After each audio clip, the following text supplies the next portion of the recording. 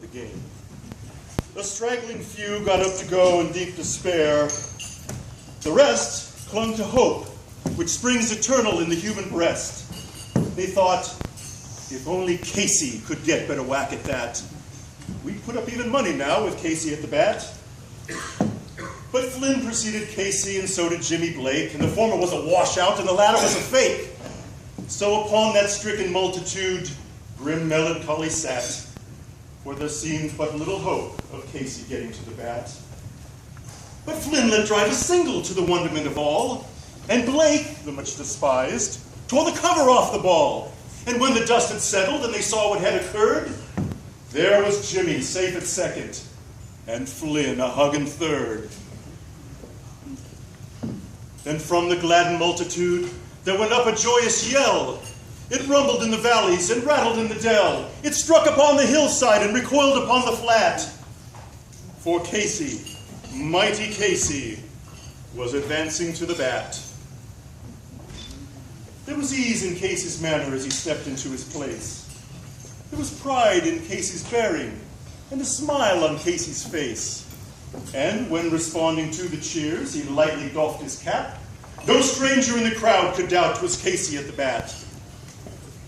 10,000 eyes were on him as he rubbed his hands with dirt. 5,000 tongues applauded as he wiped them on his shirt. And while the writhing pitcher ground the ball into his hip, defiance gleamed in Casey's eyes. A sneer curled Casey's lip.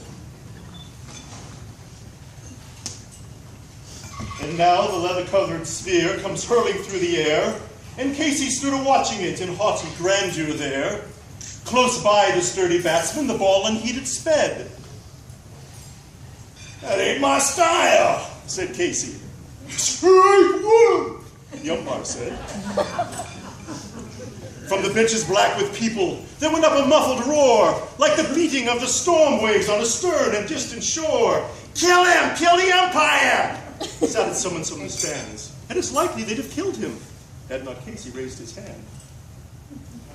With a smile of Christian charity, great Casey's visage shone. He stilled the rising tumult. He bade the game go on.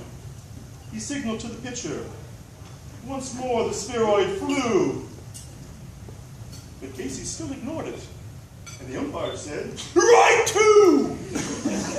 "Fraud!" cried the maddened thousands, and the echo answered fraud.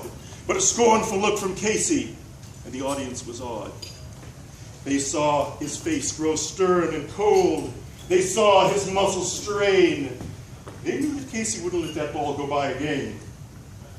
The sneer is gone from Casey's lips. His teeth are clenched in hate. He pounds with cruel violence, his bat upon the plate. And now the pitcher holds the ball, and now he lets it go, and now the air is shattered by the force of Casey's blow. Oh, somewhere in this favored land, the sun is shining bright.